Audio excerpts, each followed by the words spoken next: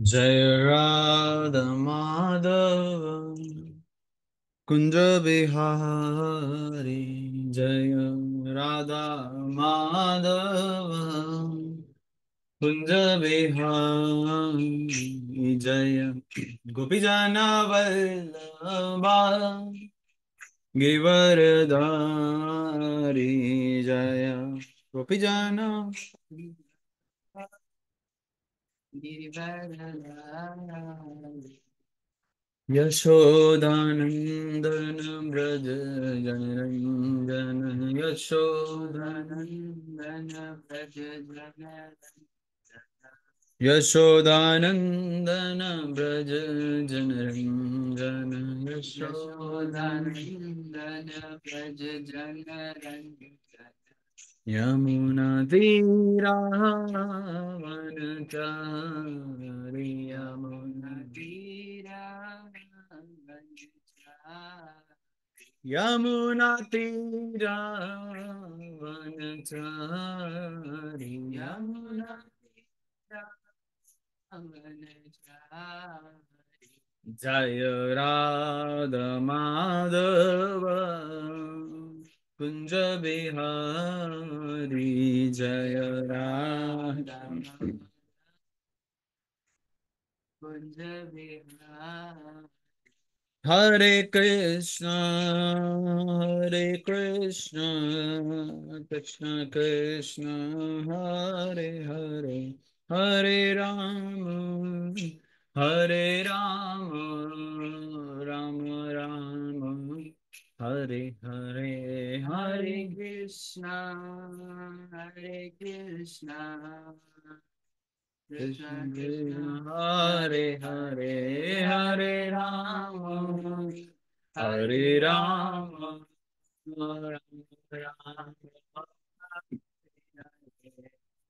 हरे कृष्णा कृष्णा कृष्णा हरे हरे, हरे राम राम राम हरे हरे। हरे कृष्णा कृष्णा कृष्णा हरे हरे, हरे राम राम राम हरे। हरे कृष्णा कृष्ण कृष्ण हरे हरे, हरे राम राम राम हरे हरे। हरे कृष्णा कृष्णा कृष्णा हरे हरे, हरे राम राम हरे हरे। जय प्रभुपद, जय प्रभुपद, प्रभुपद श्रील प्रभुपद। जय प्रभुपद, प्रभुपद प्रभुपद। जय प्रभुपद, प्रभुपद प्रभुपद। गुरुदेव हे गुरुदेव, जय जय प्रभुपद। गुरुदेव जय शिल गुरुदेव। निताय गौर प्रेमानंदे।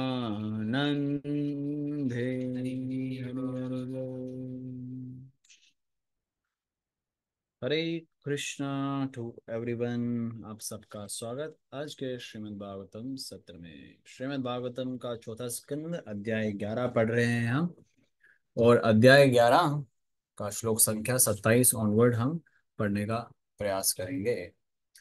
तो अभी तक हम श्रीमद् भागवतम की जो इस अध्याय में हमने अध्ययन किया, तो हमें पता चला कैसे ध्रुव महाराज को स्वयंभु मनु उपदेश दे रहे हैं कि वह युद्ध छोड़ भक्ति पे ध्यान दे, अपने जीवन के उद्देश्य पे ध्यान दे। हालांकि ध्रुव महाराज को भगवान का साक्षात्कार, आत्म साक्षात्कार पहले ही हो चुका था, लेकिन फिर भी स्वयंभु मनु ने जब देखा कि ध्रुव महाराज थोड़ा सा डिस्ट्रैक्ट हो रहे हैं, तो उन्होंने एक वरिष्ठ वैष्णव के तौर पे और एक दादा होने के तौर पे एक मार्गदर्शन किया।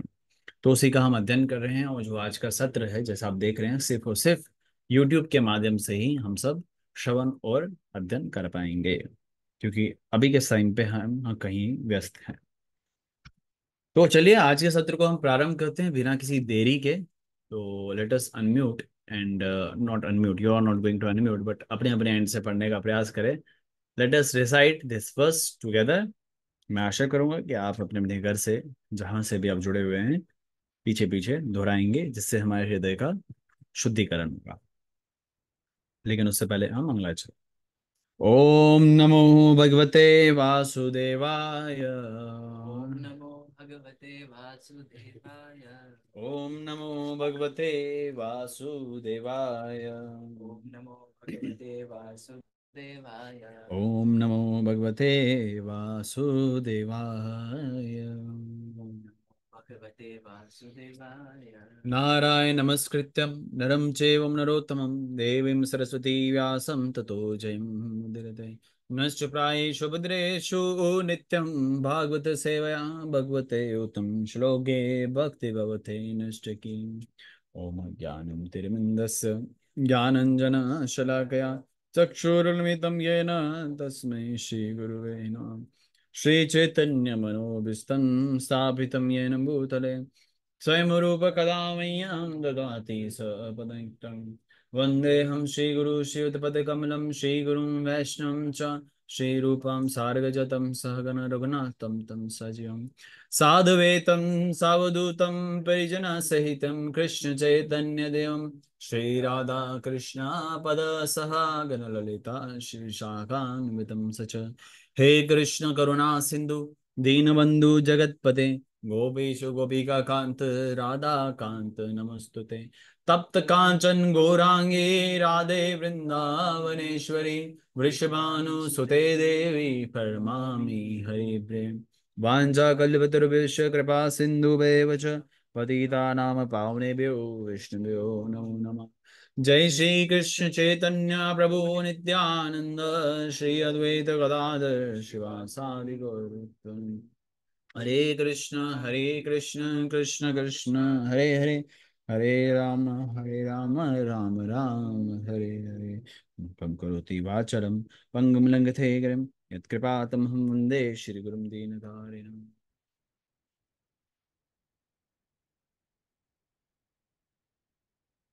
धृतराष्ट्र भागवत महाप्राण की जय।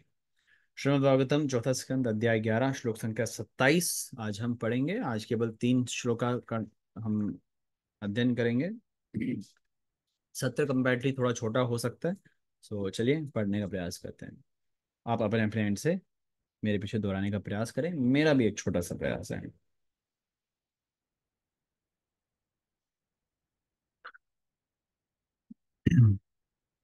या पंचवर्षो जननीं त्वं विहाय।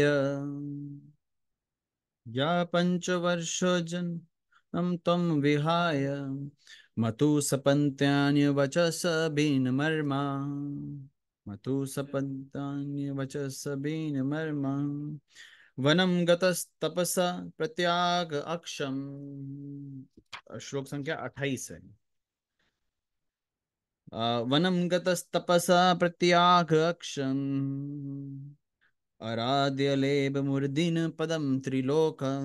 आराध्यलेब मूर्धन पदम शब्दात। या य पंचवर्षा पंचवर्षः जननीं जननी त्वं त्वं विहाय विहाय मतो मतो सपत्न्यः सपत्न्यः वचस वच वचस भिन्नमर्मा विमर्श वनं गतः तथा तपसः प्रत्यक्षम सक्षयम् आराध्य आराध्य लेवे मूर्धनि मुनि पदम पदम Trilokya. त्रिलोकय। Translation and peppered by his English. A.C. Bhakti Vedanta Delhi Goswami Jagadguru Srila Prabhupada की जय। जय प्रभुपाद।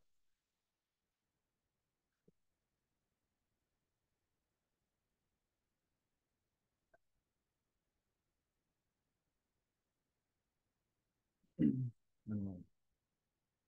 हे ध्रुव, तुम केवल 5 वर्ष की आयु में ही अपनी माता की सोच के वचनों से अत्यंत दुखी हुए और बड़ी बहादुरी से अपनी माता का संरक्षण त्याग दिया और तथा भगवान का साक्षात्कार करने के उद्देश्य से योगाभ्यास में संलग्न होने के लिए जंगल चले गए। इस कारण तुमने पहले से ही तीनों लोकों में सर्वोच्च पद प्राप्त कर लिया है। तात्पर्य, मनु को गर्व था कि ध्रुव महाराज उनके कुल के वंशधर थे, क्योंकि जब वह 5 साल के थे तभी उन्होंने भगवान का ध्यान करना प्रारंभ किया और केवल 6 मास से परमेश्वर का साक्षात्कार कर लिया। वस्तुतः ध्रुव महाराज मनु वंश के अथवा मनुष्य परिवार के भूषण है। मनुष्य परिवार का प्रारंभ मनु से होता है। संस्कृत से मनुष्य शब्द का अर्थ मनु की संतान है। ध्रुव महाराज ने केवल स्वयं मनु की कुल की कीर्ति है, न केवल कुल की कीर्ति है, वरना वह संपूर्ण मानव समाज की कुल कीर्ति है। क्योंकि ध्रुव महाराज ने पहले ही भगवान के समक्ष समर्पण कर दिया था, अतः उनसे विशेष अनुरोध किया जा रहा था कि ऐसा कुछ ना करे जो शरणागत के लिए अशोभनीय हो। हाँ, यस।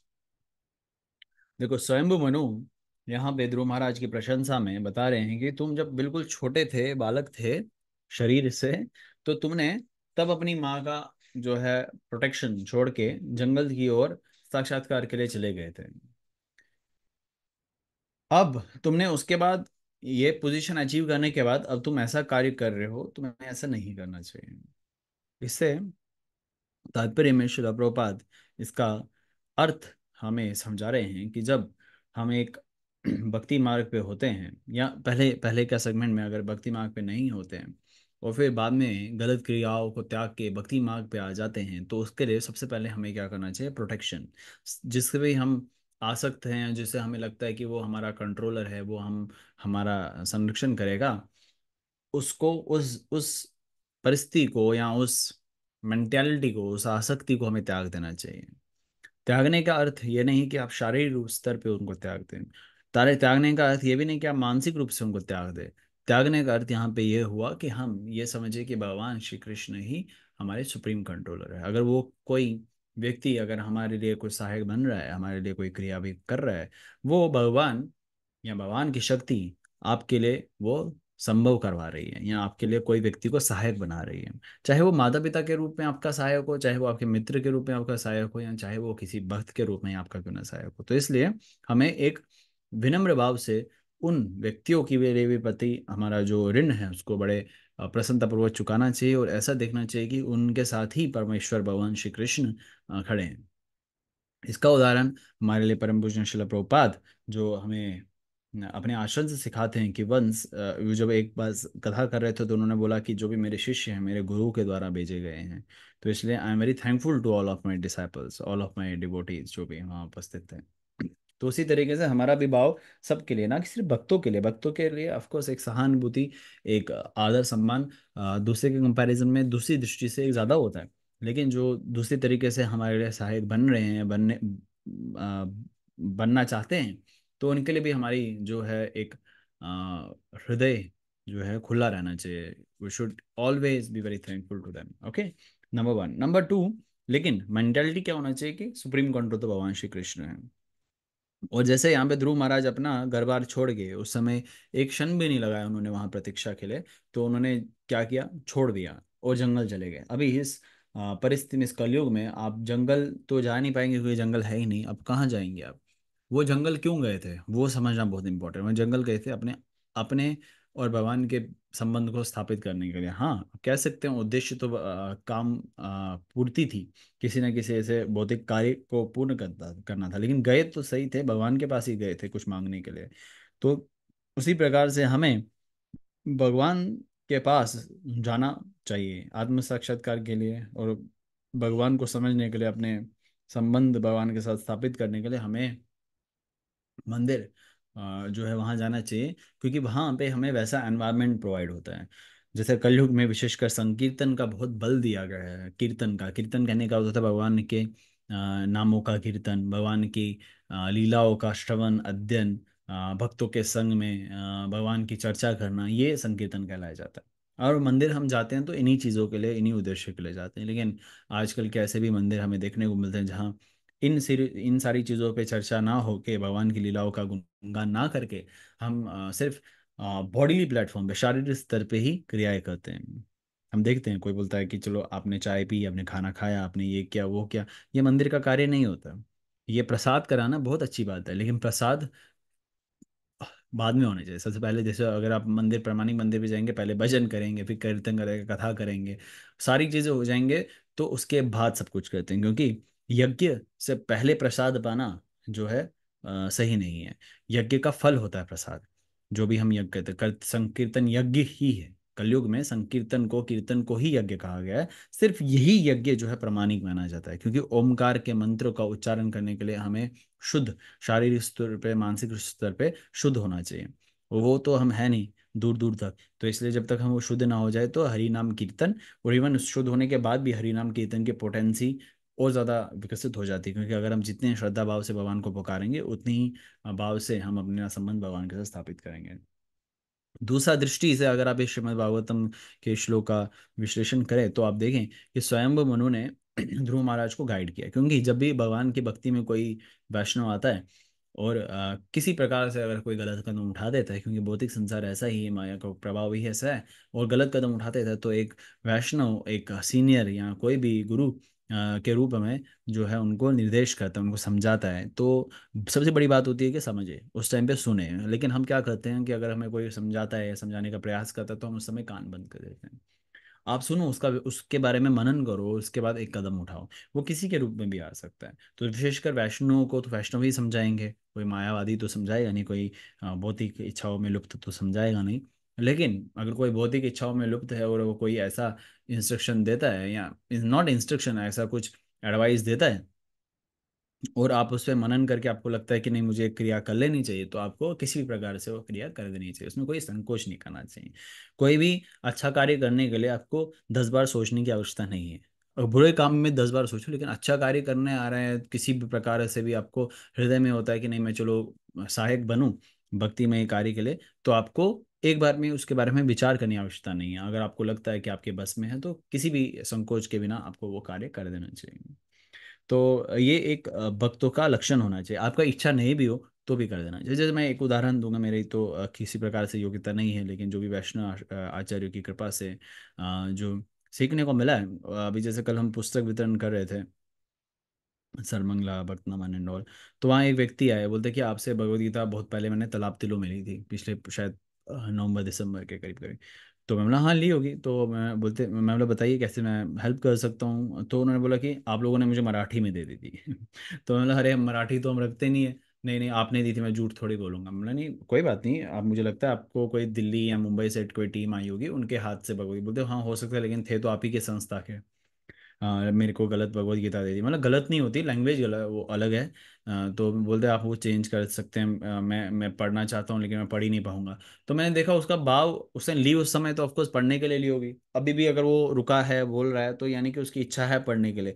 अब मैं उसको बोलूंगा नहीं आपको नहीं वापस खरीदनी होगी, तो कहीं ना कहीं पे उसका जो है दिल टूट जाएगा। उसकी जो इच्छा है भगवद गीता पढ़ने की, तो शायद वो इतनी मैच्योर ना हो पाए। तो if he wants to read, तो he should go for their reading. तो मैंने बोला हाँ कोई बात नहीं, आप ले सकते हैं, आप ले आइएगा, कभी भी रिप्लेस कर दीजिएगा, मैं आपको हिंदी दे दूंगा। तो ऑल दो, अगर मैं थोड़ा सा इसमें दूसरे तरीके से विचार करूं कि भाई मेरे को अपनी जेब से 250 रुपये डाल के मंदिर से भगवद गीता उसको देनी है, तो शायद मेरा एक हृदय में एक कोना उस बात की वो एक उसको ऑथेंटाइज नहीं करता, उसको परमिट नहीं करता। लेकिन दूसरी दृष्टि से मैंने सोचा ये इच्छा रखना चाहता है भगवद गीता पढ़ने की, तो मुझे, और ली भी है, ऐसा नहीं कि हमें फ्री में दे रहे हैं किसी को। ऐसे आते हैं कभी कभार कुछ तथाकथित कार्टून्स, वो बोलते हैं कि आप भगवद गीता फ्री में दो।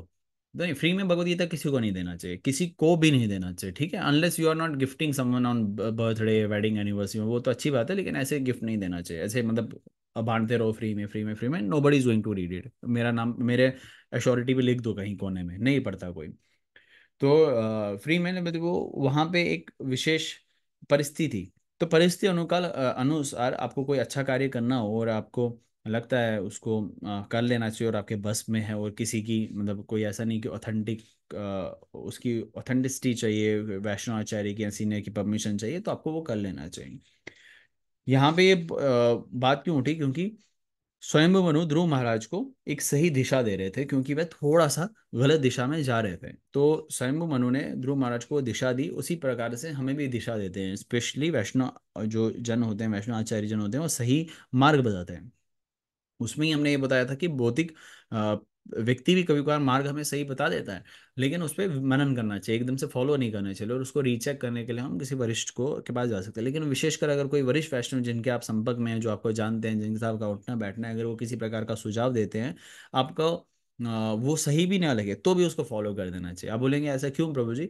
ये मेरे जीवन का अनुभव है। आप अगर उसको एकदम से फॉलो नहीं कर पाते, बिकॉज उस पर थोड़ा मनन कर लेना चाहिए, क्योंकि क्या होता है कि whatever they are saying, they are mentioning the standard.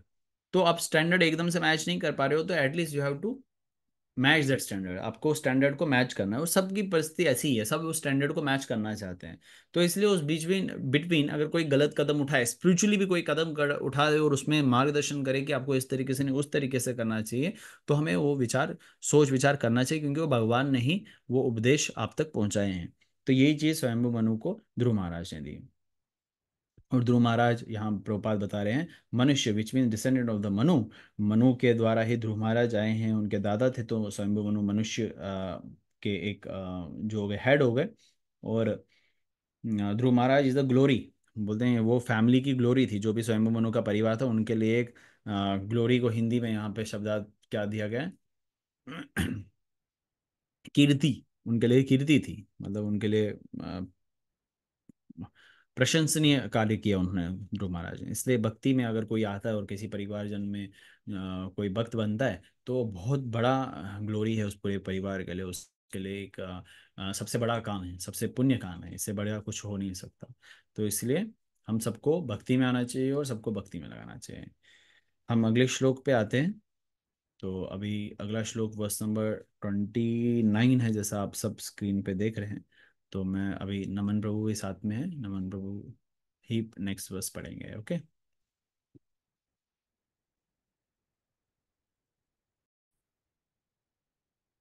त्वम इनम and आत्मनिम मुक्ति विग्रह मुक्ति व्यापुक्स्त्र्यं निर्गुणम एवं अक्षरम आत्मनम अविनश्य विमुतनम आत्मदृढ़ यस्तिनम इदम वेदम आसितम प्रतीयते। अतः यह ध्रुव महाराज अपना ध्यान परम पुरुष अच्युत ब्रह्म की ओर फेरो। तुम अपनी मूल स्थिति में रहकर भगवान का दर्शन करो। इस तरह आत्मशास्त्रकार द्वारा तुम इस भौतिक अंतर को क्षणिक पाओगे। तात्पर्य, जीवात्माओं की आत्मशास्त्रकार की उन्नति उनकी स्थिति के अनुसार तीन प्रकार की दृष्टि होती है। देहात्म बुद्धि के अनुसार मनुष्य योनियों के रूप में अंतर देखता है। भौतिक रूपों में जीवात्मा वास्तव में अनेक भौतिक रूपों में से होकर गुजरता है, किंतु शरीर के इन परिवर्तनों के बावजूद वह शाश्वत है। अतः देहात्म बुद्धि के अनुसार देखे जाने पर एक मनुष्य दूसरे से भिन्न लगता है। मनु चाहते थे कि ध्रुव महाराज यक्षों के प्रति अपनी दृष्टि बदल दे, क्योंकि वह उन्हें अपने से भिन्न अथवा शत्रु रूप में देख रहे थे। यथार्थ में कोई किसी का मित्र या शत्रु नहीं होता। प्रत्येक व्यक्ति कर्मों के अधीन भिन्न प्रकार के शरीर धारण करता है, किंतु जैसे ही उसे आत्मबोध हो जाता है तो इस नियम के अनुसार भेद नहीं पाता है। दूसरे शब्दों में, जैसा कि भगवद गीता 18.54 में कहा गया है, ब्रह्मभूत प्रसन्नता ना सोचिति ना क्रांडिशिक सम सर्वशे भूतेषु मद भक्ति लभते प्रायम। पहले से मुक्त भक्त को ब्रह्म शरीर में भेद नहीं दिखता, वह समस्त जीवात्माओं को भक्त के नित्य दास के रूप में देखता है। मनु ने ध्रुव महाराज को उपदेश दिया था कि वह इसी दृष्टि से देखें। उन्हें ऐसा उपदेश इसलिए भी दिया गया क्योंकि वह महान भक्त थे।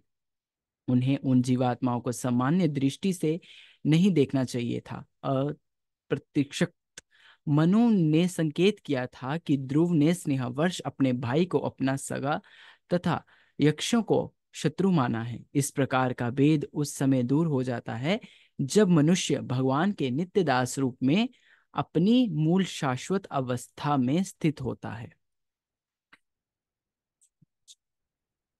सो this is a very nice verse, I hope I am audible.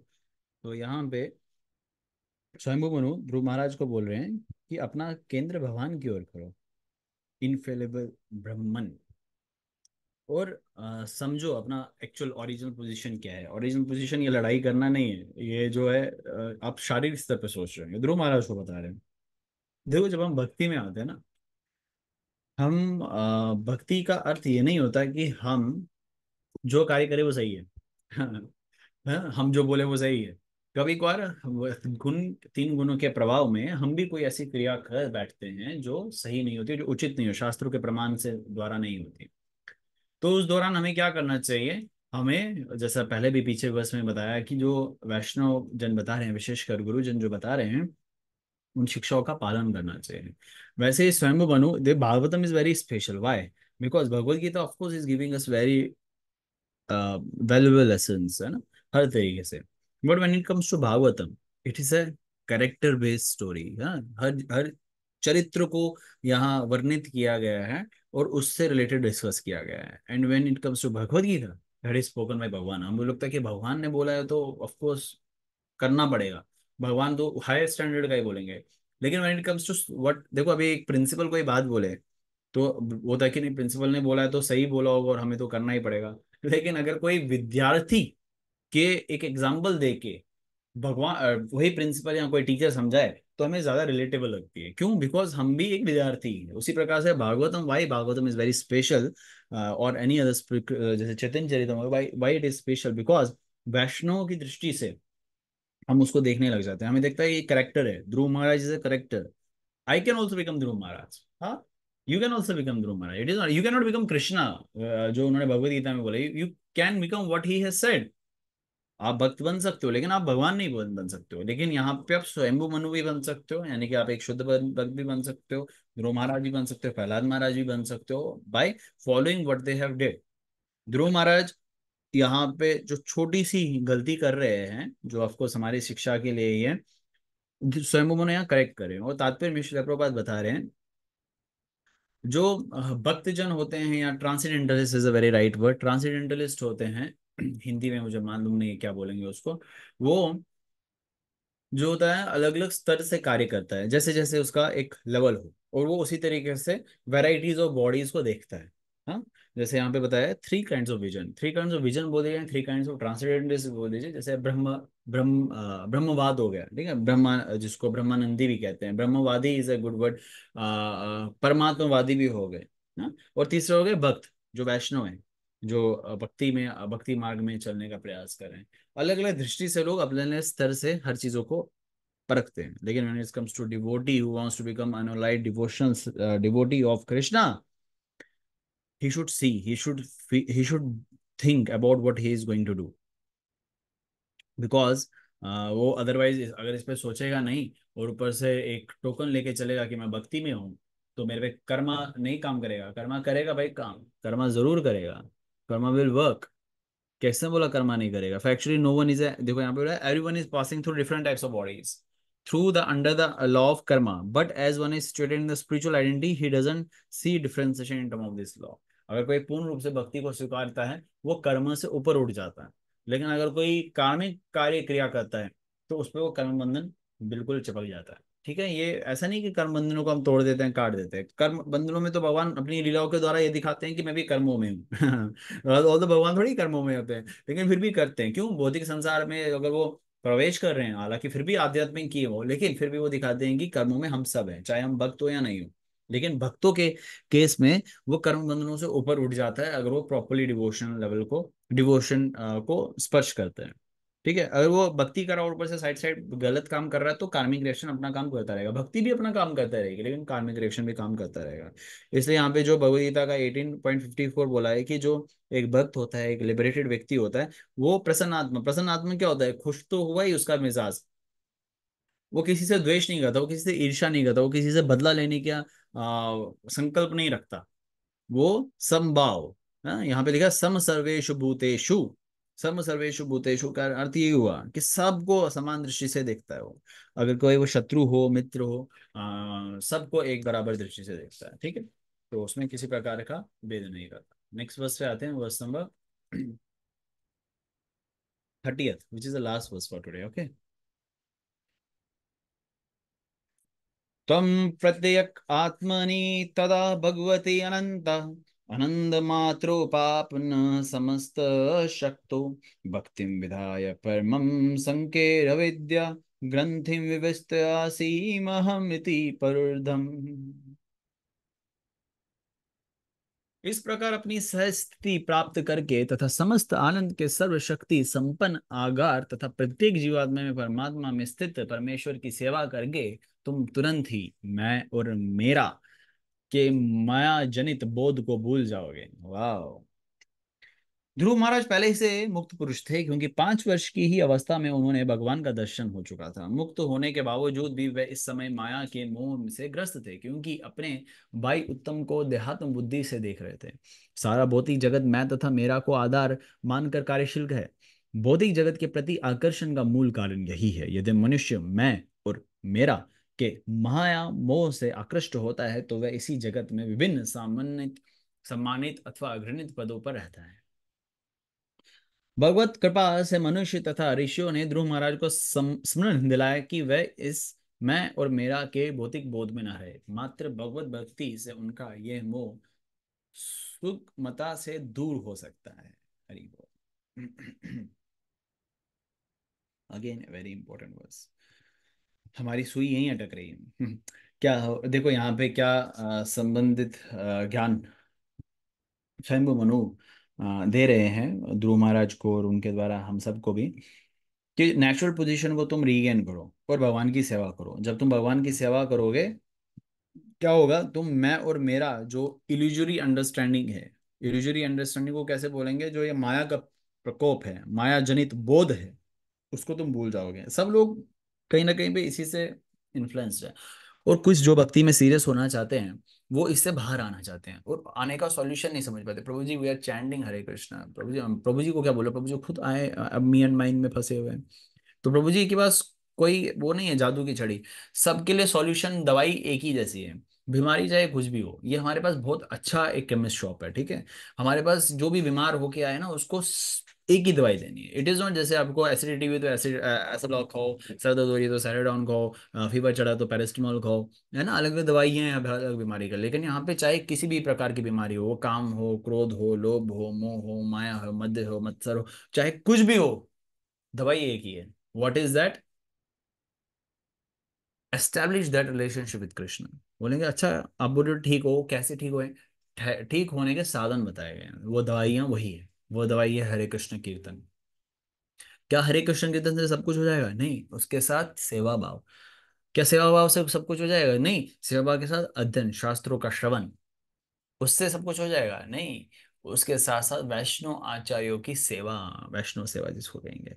तो ये जब हम प्रोसेस को फॉलो करेंगे हमारी जो बीमारी है वो ठीक हो जाएगी। और यहाँ पे इसलिए स्वयं मनु कह रहे हैं कि आप इस इल्यूजरी अंडरस्टैंडिंग से बाहर आके अपने शारीरिक स्तर से ऊपर उठ जाओगे, क्योंकि शारीरिक स्तर के होने की वजह से तुम्हें ये परेशानी हो रही है कि मेरे भाई को मार दिया, मेरे भाई को मार दिया। ऐसा ही होता है ना, हमारे घर पे कोई मरता नहीं और इतना रोना धोना शुरू हो जाता है, भगवान को कोसने लग जाते हैं। एक बार किसी एक व्यक्ति थे जो वैष्णव ही थे, उनके परिवारजन से कोई शरीर छोड़ दिया था, वो इतना इतना मतलब रो रहे थे, मैंने तो ये देखा नहीं था, मैं तो भक्ति कर रहा था, भगवान ने मेरे साथ ऐसा क्यों कर दिया। अभी मतलब उस परिस्थिति में आप किसी को समझा भी नहीं सकते और हंस भी नहीं सकते।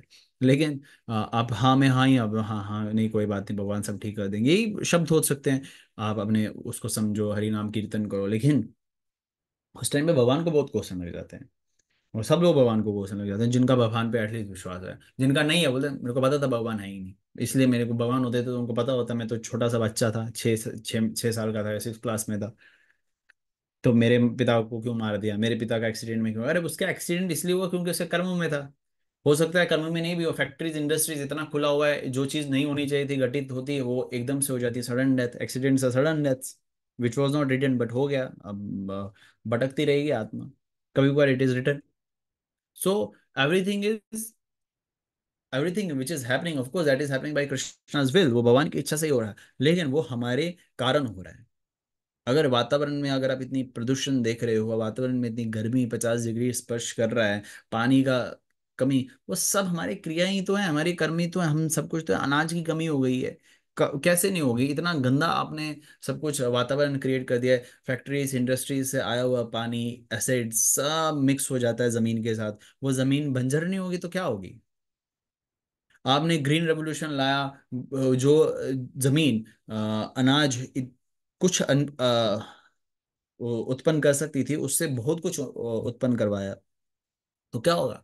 गौ माता जो एक बछड़ा दे सकती थी और कुछ लीटर दे सकती थी, उसी गौ माता से आपने 20-20 बछड़े पैदा करवा दिए, और दूध इतना निकलवाया, सकिंग मशीन्स उनके थन पे लगाया, उनसे दूध निकलवाया, तो क्या होगा, कार्मिक रिएक्शन कहाँ जाएगा। अबॉर्शंस इतने करवा दिए, बच्चा जो गर्भ में आया है वो कैसे आया, वो खुद की इच्छा से, ऑफकोर्स खुद की इच्छा है, लेकिन तुमने कहीं ना कहीं उसके कारण रहे हो, बीज अंकित किया, तभी तो वो गर्भ में आया। और घर में आने के बाद फिर बोल दो कि नहीं, it was unplanned, unplanned physical relation. अरे अनप्लैंड फिजिकल रिलेशन, बताओ ये कैसा शब्द है, ये तो पहले शास्त्रों में कहीं लिखी थी नहीं, unplanned physical relation, if you want to have a child you can have the relation. हाँ, उसके बाद क्या कर दिया, उसकी हत्या भ्रूण में कर दी, वो विकसित हो गया, वो बन गया है। कोई 1 महीने का, 2 महीने का, 3 महीने का, ऐसे भी हमने केसेस सुने हैं जो 8वें 9वें महीने में अबॉर्शन कर देते हैं, जहाँ बच्चा पूरा बन गया होता है, पूरा बन गया होता है, उसमें होश भी आ गए होता है, होश तो वैसे जब जैसे बीज अंकित हो जाता है पहले महीने में आ जाता है, लेकिन पूरा विकसित हो गया है। ऐसे भी केसेस है, गर्भ देने के बाद कोई पता चलता है कि वो लड़की है, अरे हमें तो लड़की चाहिए नहीं थी, उसको कहीं डस्टबिन में फेंक दिया या कहीं अनाथ आश्रम के बाहर रख दिया, ऐसे बहुत सारे केसेस हैं। ऐसे भी केसेस हैं, कोई विकलांग हो गया, विकलांग हुआ, वो विकलांग हुआ उसके नसीब से, वो विकलांग आपके परिवार में आया, वो अपने आपके नसीब से, तो आप अब उनका सहायक बनो। आपने क्या कर दिया, उसका तिरस्कार कर दिया, डस्टबिन में फेंक दिया, कहीं फेंक दिया, ऐसे कितने सारे केसेस, तो उसका कार्मिक रिएक्शन कहाँ जाएगा, वो आएगा। तो इसलिए वो संबंधित कैसे आते हैं, क्योंकि we are influence by I me and mind concept. Srila Prabhupada Srimad Bhagavatam के दूसरे स्कंद में 9वें अध्याय के 30वें श्लोक में तात्पर्य में बहुत ही अच्छे से बात बताते हैं। तात्पर्य में आप अगर आप पढ़ेंगे तो देखना, बहुत अच्छे से तात्पर्य में श्रील प्रभुपाद ने डिस्कस किया कि आई एंड माइंड से अगर बाहर निकलना है तो हमें ये समझ, ये एक्चुअली क्या प्रभुपाद बता रहे हैं कि लोअर स्टेट, अभी मैं नमन प्रभु से डिस्कस कर रहा था, ये लोअर स्टेट पे होता है, लोअर स्टेट पे होता है कि ये मक्खी भी तंग कर रही है, लोअर स्टेट का अर्थ होता है कि निम्नतम स्तर पे। निम्नतम स्तर क्या होता है, निम्नतम होता है जानवरों का, निम्न स्तर मनुष्य का नहीं होना चाहिए, लेकिन मनुष्य आजकल जानवरों से बदतर है। जानवरों से बदतर इसलिए क्योंकि जानवरों से एक्सपेक्ट नहीं किया जा सकता दे विल चैंट। आपने कभी आशा की होगी कि बिल्ली आएगी और वो मेरे साथ हरे कृष्ण महामंत्र का जप करेगी?